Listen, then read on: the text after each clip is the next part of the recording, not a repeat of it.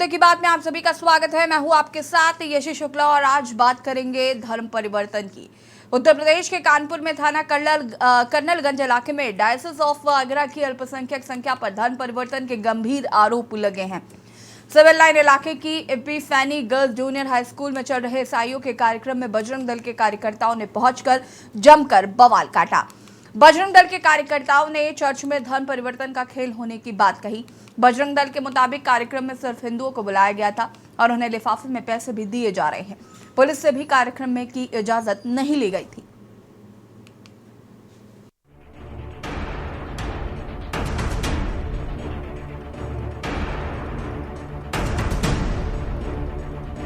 उत्तर प्रदेश के कानपुर से लगातार अवैध तरीके से धर्मांतरण कराने के मामले सामने आते रहे हैं। बीते सालों में हिंदू संगठनों द्वारा ऐसे कई मामले उजागर किए गए, जिसमें चर्च और ईसाई मिशनरियों द्वारा हिंदू धर्म के गरीब तबके को लालच देकर उनका धर्म बदला गया।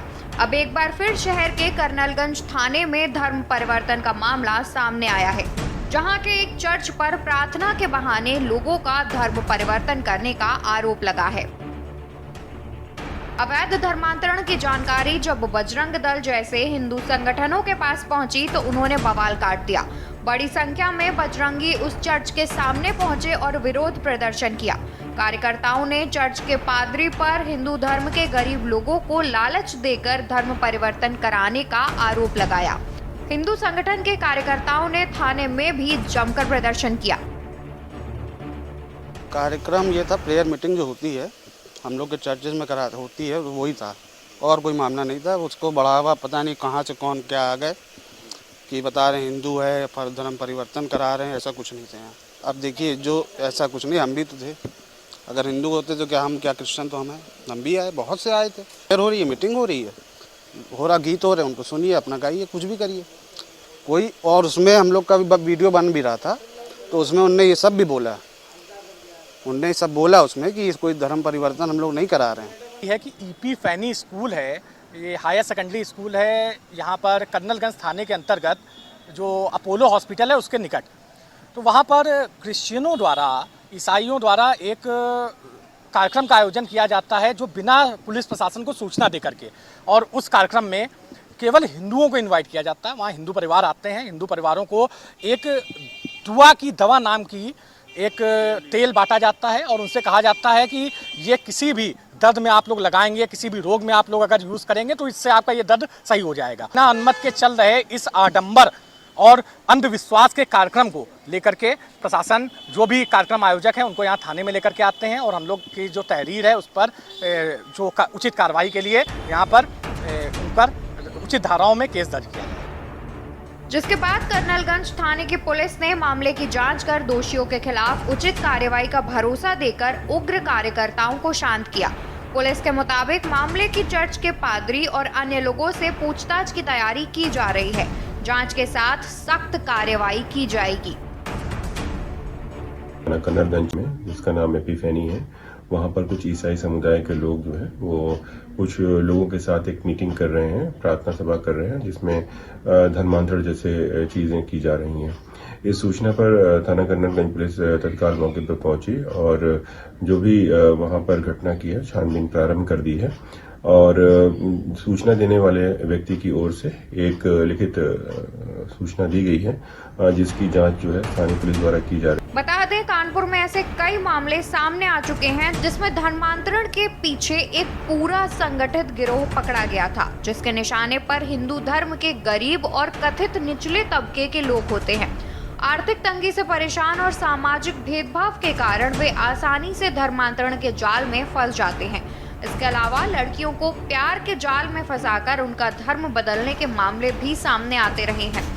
हिंदू संगठन लगातार धर्मांतरण के खिलाफ कठोर कानून की मांग करते रहे हैं, जिसे देखते हुए यूपी सरकार ने 27 नवंबर 2020 को धर्म परिवर्तन निषेध अधिनियम लागू किया था। इस कानून में बेहद सख्त सजा के प्रावधान किए गए हैं। दोषियों को आर्थिक दंड के साथ साथ 10 साल तक की सजा का प्रावधान भी है। इसके अलावा अगर किसी शादी का उद्देश्य किसी महिला का केवल धर्म परिवर्तन कराने का है तो कानून के मुताबिक ऐसी शादियों को अवैध माना जाएगा। इतने सख्त कानून होने के बावजूद प्रदेश में लगातार धर्मांतरण के मामले सामने आ रहे हैं। स्पेशल डेस्क, के न्यूज़ इंडिया।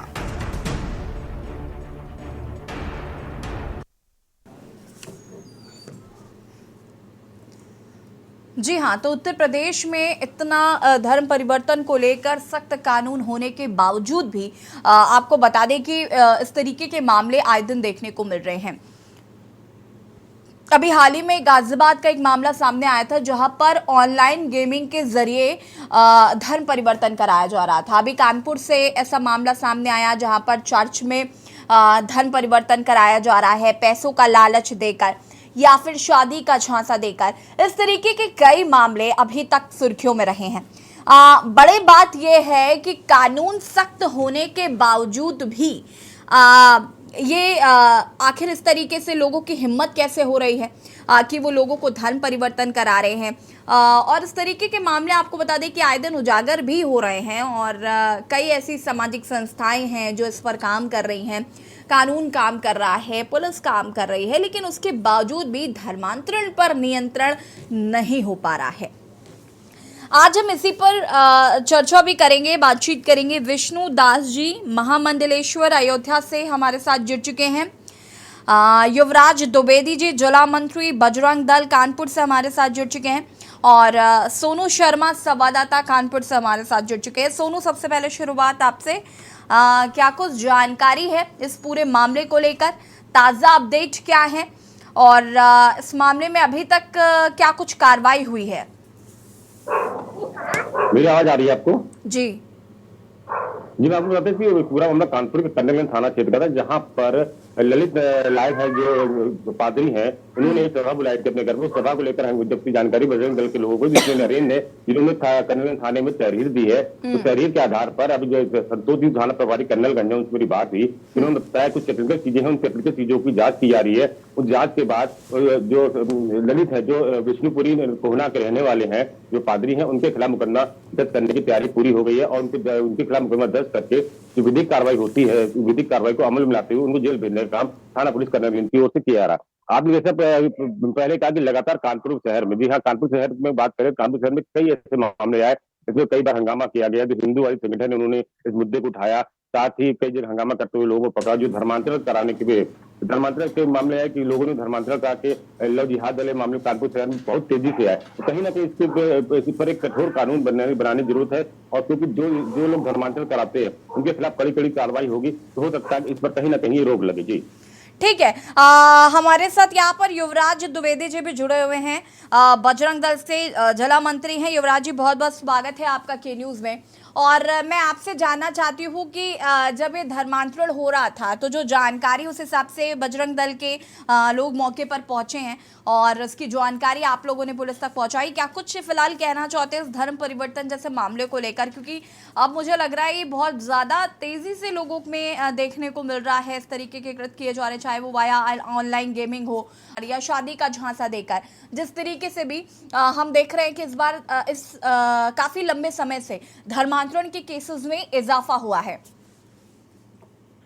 देखिए, कानपुर की इस पवित्र धरा पर जहां मां गंगा का तट है और ऐसी पावन धरती पर एक ऐसा संदेश देने का कार्य होता है कि एक ऐसे शांतिजनक इलाके में चोरी छुप करके बिना प्रशासन को सूचना दिए हुए वहां पर एक ऐसा कृत्य होता है कि केवल हिंदुओं की सभा आयोजित की जाती है और किनके द्वारा? ईसाइयों के द्वारा। और वहां पर उस सभा में एक तेल बांटा जाता है और उस तेल में कहा जाता है कि ये दुआ की दवा है। और जब ये तेल उनको दिया जाता है और कहा जाता है कि अंदर की सारी बीमारियां दूर हो जाएंगी। जब इस तरीके के समाज में ये मैसेज जाता है, एक ऐसा अंधविश्वास आप फैलाने का प्रयास कर रहे हैं, उसके बाद जो लोग वहां पर आते हैं, उन लोगों में जो लोग लेकर के आए हैं उनको लिफाफे में पैसे दे करके दिए जाते हैं और जो नए लोग आए हैं उनको खाली लिफाफे दिए जाते हैं। इस तरीके का ढोंग आडंबर जब कानपुर की इस पवित्र धरा पर होता है तो उसके विरोध के लिए पूरा हिंदू समाज आक्रोशित होता है और प्रशासन की मदद से उन पर मुकदमा लिखाने की कार्रवाई करता है। युवराज जी, मैं आपसे ये भी जानना चाहूँगी कि जब ये इंसिडेंट हुआ उस वक्त आपने ये जानकारी दी जब पुलिस को, या फिर आप कैसे पहुँचे? मैं ये ज़रा पूरा वाकया समझना चाहूँगी आपसे कि आप जब वहाँ पहुँचे तो क्या हो रहा था और उसके बाद क्या कुछ किया गया? जी, देखिए जैसे ही मुझको सूचना मिलती है वहाँ पे जो अंदर लोग जो विजयनगर के कई लोग वहाँ पर पहुंचे थे और उनको केवल बहला फुसला कर लाया गया था कि एक यहाँ पर एक सभा का आयोजन है, यहाँ पे आपको खाने पीने के लिए कुछ पैसे दिए जाएंगे, तो वो इस लोभ में आकर के वहां पहुंचे।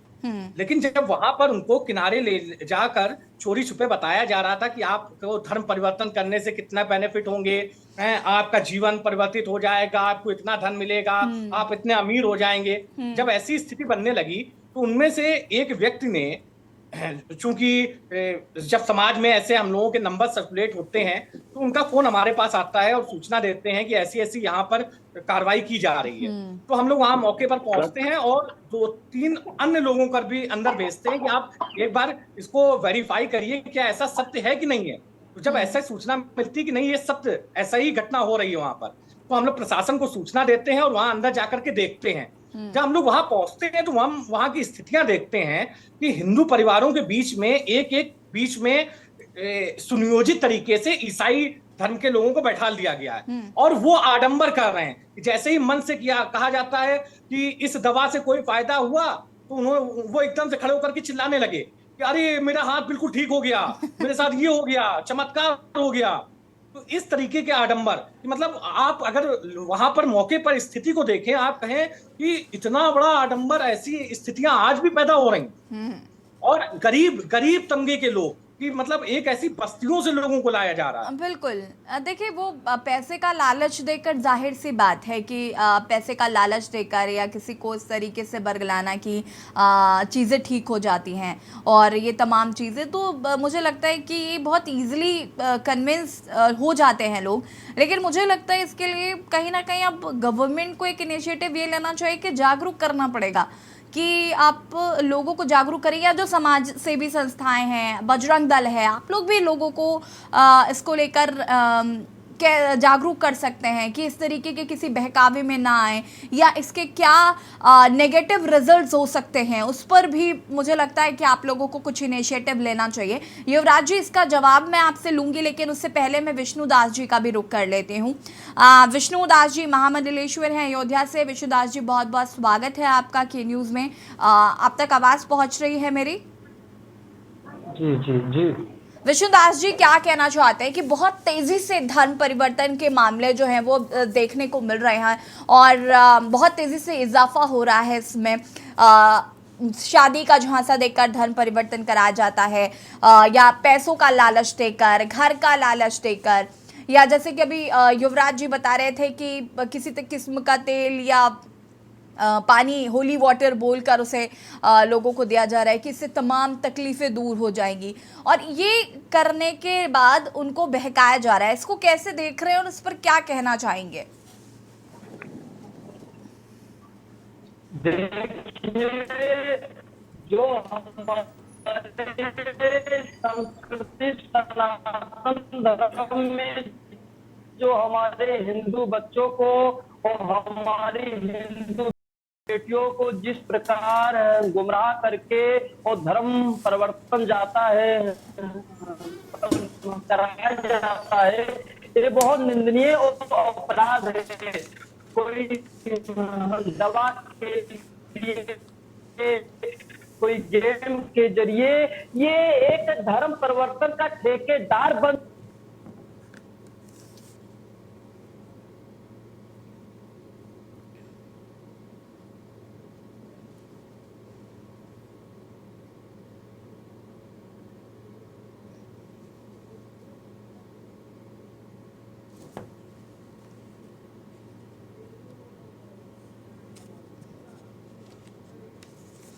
विष्णु दास जी की आवाज़ शायद हम तक नहीं आ पा रही, कुछ नेट इशू की वजह से। फिर से कांटेक्ट करने की हम कोशिश करते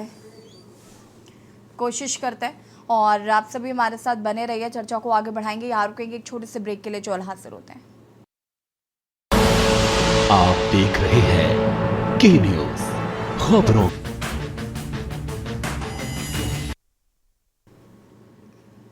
ब्रेक के बाद एक बार फिर से आप सभी का स्वागत है और मुद्दे की बात में आज हम बात कर रहे हैं धर्म परिवर्तन की। और सोनू शर्मा का मैं यहाँ पर रुकना चाहूँगी। सोनू शर्मा जी, अगर हम बात करें तो जिस तरीके से इस तरीके के मामले जो देखने को मिल रहे हैं उनको लेकर प्रशासन किस तरीके से सख्त है या प्रशासन किस तरीके से इस पर काम कर रहा है?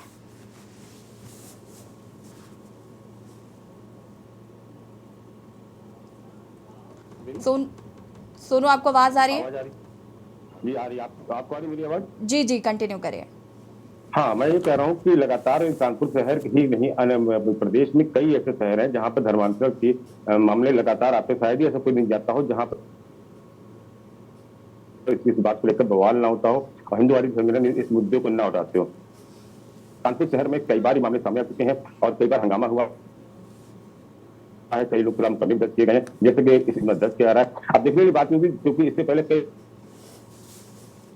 पर बड़े बड़े हंगामे हुए। केरल की बात करें, लाल बंगली बात करें, सबसे खास बात ये देखी जाती जहां पर जो गरीब तबके के लोग रहते हैं वहीं पर ये खेल किया जाता है। आखिरकार उनको निशाना क्यों बनाया था? सबसे बड़ा सवाल ये कि गरीब तबके के लोग होते हैं उनको ही ईसाई धर्म अपनाने के लिए कहीं ना कहीं जो फंडे होते हैं वो अपनाए जाते हैं। जैसे चकेरी हो,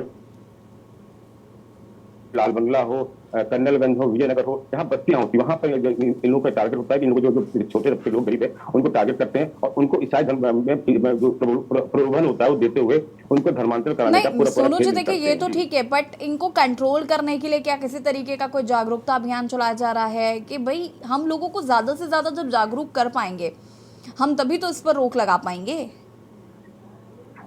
जाहिर सी बात है, इसके लिए अभियान एक चलना चाहिए। वैसे भी जो धर्म हिंदू धर्म गुरु होते हुए लगातार कहते हैं कि धर्मांतरण जो लगातार हो रहे हैं जो कहीं ना कहीं चिंता का विषय, धर्मांतरण जिस तरह से लगातार हो रहा है चिंता का विषय है कि जो है कि इस पर कठोर कार्रवाई होनी चाहिए, एक कानून बनना चाहिए ताकि धर्मांतरण करने वालों पर एक भय हो और इस तरह के जो मुद्दे हो जो मामले हैं वो सामने ना आए। ये जैसे ठीक है युवराज जी, मैंने आपसे सवाल पूछा था कि इस तरीके के इनिशिएटिव आप लोगों के द्वारा लिए जा रहे हैं क्या?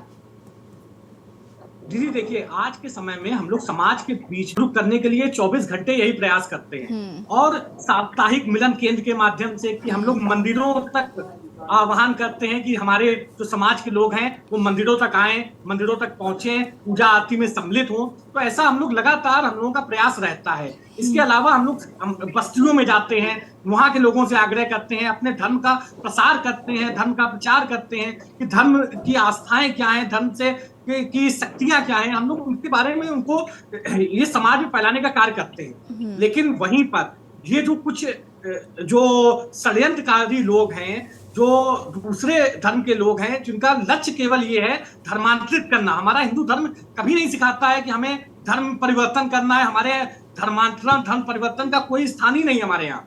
लेकिन ये जो दूसरे धर्म है इनका केवल एक ये जिहादी मानसिकता है कि यह धर्म परिवर्तन कराना है, लोगों को अपने धर्म में लेकर के आना है। जब ऐसी विचारधाराओं के साथ ये समाज में निकलते हैं तो गुपचुप तरीके से, चोरी छुपे ये ऐसे षड्यंत्र रचते हैं और जो कहीं ना कहीं समाज, जो सरकार की जो शक्ति है, जो हम लोगों की हिंदुओं की शक्ति है, उसके माध्यम से कहीं ना कहीं ये चीजें निकल करके आती हैं और ये अपराधी प्रवृत्ति के लोग समाज में एक इनका चेहरा पर्दाफाश होता है। ठीक है, आप दोनों का बहुत बहुत शुक्रिया चर्चा में शामिल होने के लिए। और चर्चा में हम बात कर रहे थे कि धर्म परिवर्तन वाली प्रार्थना जिस तरीके से कराई गई, धर्म परिवर्तन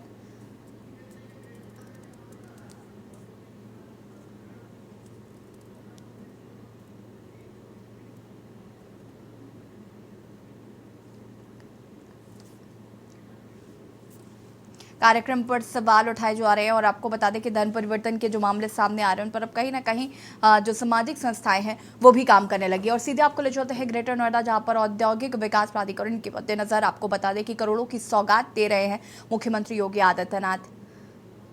क्या कुछ कह रहे सुन लेते हैं। उस समय जो आवाजें मुखर हुई थी, मीडिया जगत का एक प्रखर नाम था स्वर्गीय रामनाथ गोयनका जी का। इंडियन एक्सप्रेस ग्रुप के संस्थापक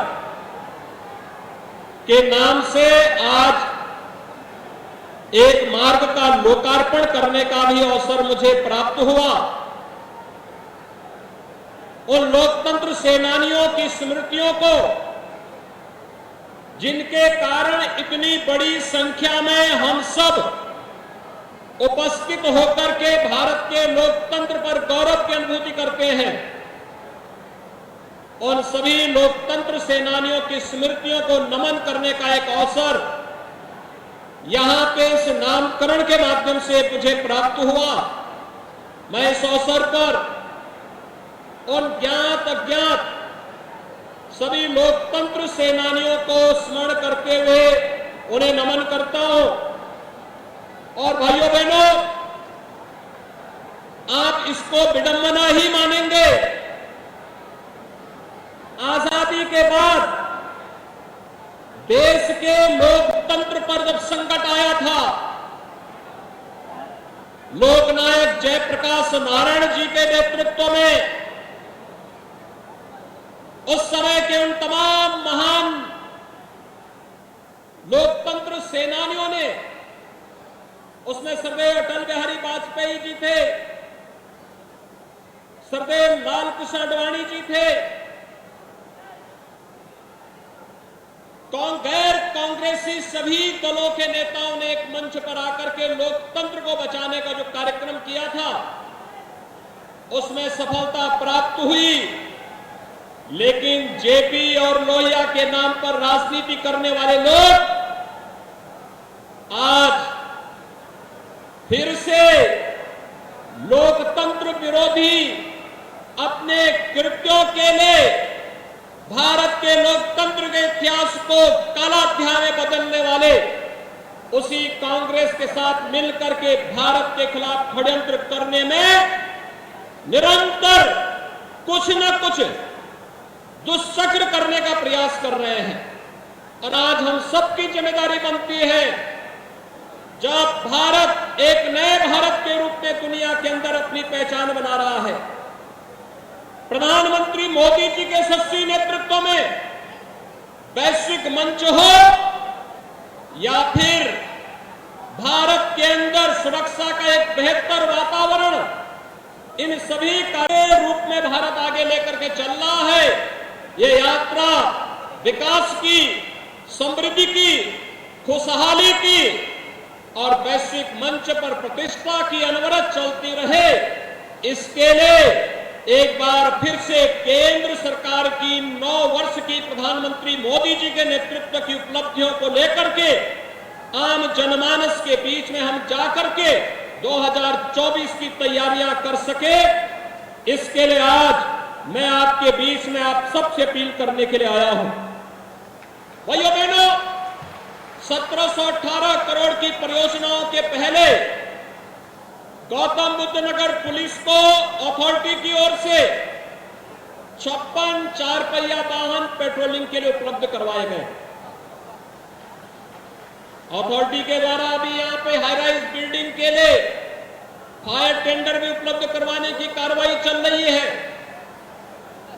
लगातार आज आप देख रहे होंगे अथॉरिटी का विकास, इंफ्रास्ट्रक्चर किस रूप में यहां पर सुदृढ़ हुआ है। पहले लोग दिल्ली में रहते थे, नोएडा, ग्रेटर नोएडा आने में संकोच करते थे क्योंकि वहां का इंफ्रास्ट्रक्चर अच्छा था, वहां की सुविधाएं अच्छी थी। यहां खराब था, यहां के बारे में लोगों की धारणाएं खराब थी। लेकिन आज बदल चुकी स्थितियां 6 वर्ष के अंदर ही एक सामूहिक प्रयास का परिणाम है कि आज गौतम बुद्ध नगर में दिल्ली से भी लोग आना चाहते हैं, देश से भी आना चाहते हैं, दुनिया से भी लोग आना चाहते हैं। पिछले दिनों हम आए थे, देश के बड़े डाटा सेंटर का हम लोगों ने यहां लोकार्पण किया था और आज देश के एक बड़े रोबोटिक सेंटर का भी उद्घाटन यहां पे इसके बाद कार्यक्रम में होने जा रहा है। ये बदलते हुए उत्तर प्रदेश और गौतम बुद्ध नगर जनपद की तस्वीर हम सबके सामने है। भाइयों बहनों, 17 के पहले मैं सोच रहा था, मेरे लगातार पिछले कुछ दिनों में कार्यक्रम थे। मैं बलरामपुर जिले में जो एस्पिरेशनल जिला है वहां गया था। अभी 3 दिन पहले बलरामपुर, अंबेडकर नगर, बलिया, गोरखपुर, इन जनपदों में मैं गया था। बड़ी गर्मी थी, लेकिन जब मैं पश्चिमी उत्तर प्रदेश की तरफ आ रहा था तो मुझे लगा कि वहां भी इतनी भीषण गर्मी होगी।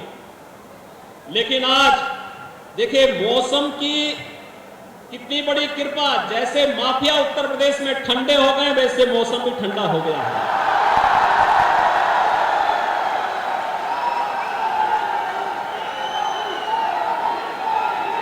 मुझे सुबह बताया गया, मैं रात्रि को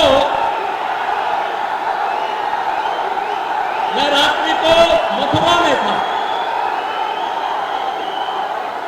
और भाइयों बहनों देर रात्रि तक मथुरा के अंदर वहां पर चल रही विकास के कार्यक्रमों को मुझे अवलोकन करने का अवसर प्राप्त हुआ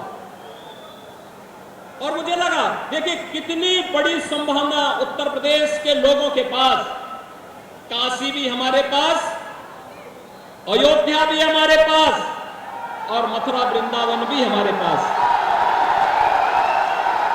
मथुरा वृंदावन जैसे काशी प्रधानमंत्री मोदी जी के नेतृत्व में एक नई आभा के साथ दिव्य और भव्य काशी के रूप में आज जगमगाहट के साथ वैश्विक मंच पर एक नई प्रतिष्ठा प्राप्त कर रही है, ऐसे ही अयोध्या एक नई अयोध्या के रूप में जगमगा रही है। और मुझे लगता है हर भारतवासी दुनिया के अंदर जहां कहीं भी सनातन हिंदू धर्मावलंबी होगा, भारत का शुभचिंतक होगा, वह जनवरी 2024 का इंतजार कर रहा है जब रामलला अपने स्वयं के भव्य मंदिर में विराजमान होंगे। अयोध्या में वो दिन भी नजदीक आने वाला है। और मैं कल मथुरा वृंदावन की जगमगाहट को, वहां पे चल रहे कार्यक्रमों को भी देख रहा था। देर रात्रि तक मुझे अनेक स्थानों में जाने का अवसर प्राप्त हुआ, लेकिन आज प्रातः जब मैंने मालूम किया कि क्या स्थिति है गौतम बुद्ध नगर की, तो मुझे बताया गया बारिश हो रही है। कैसे कार्यक्रम होंगे?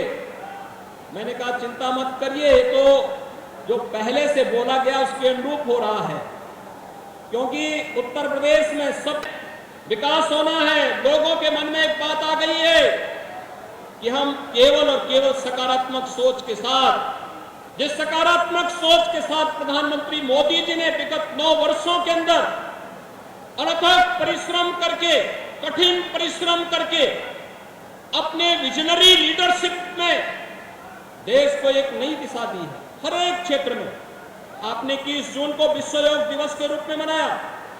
दुनिया के 180 देशों ने योग दिवस के साथ जुड़ करके भारत की ऋषि परंपरा के प्रति कृतज्ञता ज्ञापित की। हर भारतवासी गौरवान्वित है। आपने परसों देखा अमेरिकी सीनेट को प्रधानमंत्री मोदी जी संबोधित कर रहे थे और अमेरिका में क्या अभूतपूर्व स्वागत प्रधानमंत्री मोदी जी को प्राप्त हुआ। भाइयों बहनों, और यहाँ पर करोड़ों की योजनाओं का लोकार्पण और शिलान्यास मुख्यमंत्री योगी आदित्यनाथ ने किया। और मुद्दे की बात में फिलहाल इतना ही। देखते रहिए के न्यूज़ इंडिया। नमस्कार।